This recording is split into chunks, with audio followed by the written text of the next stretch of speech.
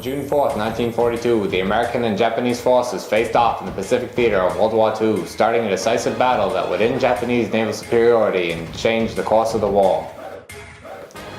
The Japanese attack on Pearl Harbor had previously decimated the Americans' capability to wage naval warfare in the Pacific. The attack, however, did not touch their aircraft carriers and made them take on a growing importance in the war. The Battle of Midway was the Japanese attempt to finish off the remaining ships after Pearl Harbor.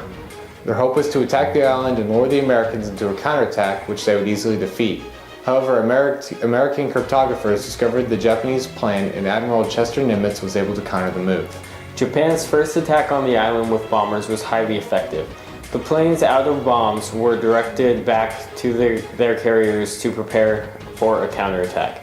It was at this time that Vice Admiral Chuichi Nagumo ordered the reserve aircraft who were fitted with torpedoes to be refitted with bombs for a second attack.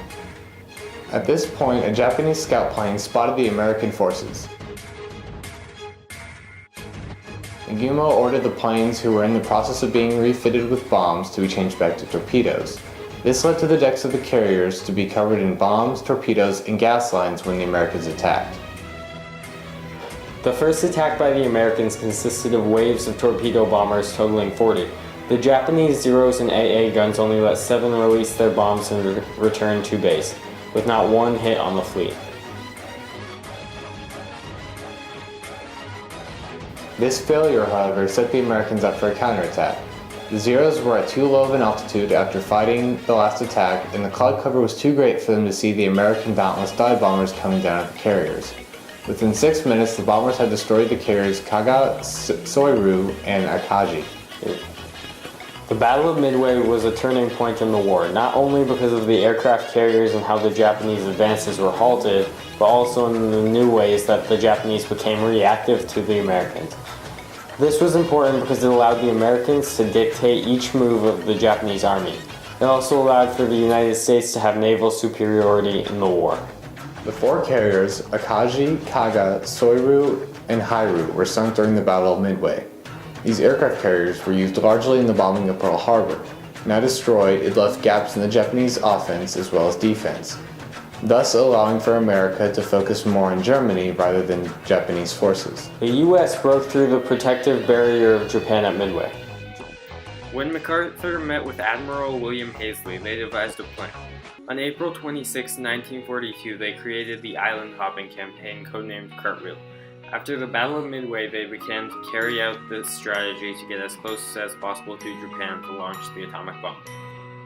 They attacked islands that were not strongly defended by the Japanese and took them over, also constructing military bases. Then they attacked other islands from those small bases and inched their way forward to gain ground against Japan on the Pacific. In February 1945, United States troops invaded Iwo Jima. This was the first American landing on Japanese territory. The battle lasted 36 days and many died fighting. 6,381 Americans and nearly 20,000 Japanese soldiers died in the fight. The campaign was largely successful as it allowed the U.S. to gain sufficient islands in the Pacific to be close enough to launch the atomic bombs. Japan needed Midway to keep the U.S. at a comfortable distance away from themselves. It is seen as a turning point because much of the Japanese naval superiority in shipping of materials was halted as they were now put on the defensive. Just as Admiral Yamatomo predicted, the Japanese reign of Pacific power could only last as long as the US was in full strength. Japan had 6 months that they prevailed after the attack on Pearl Harbor, but when the Americans regained their resources, they took back naval superiority. The recovery and spread of American resources was sped up by construction battalions, who by the end of the war had built 111 airstrips and 441 piers in the Pacific theater alone. Although it is hypothetical what might have happened if the U.S. had lost that battle, it's relatively safe to assume that Japan would have maintained its naval superiority across the Pacific.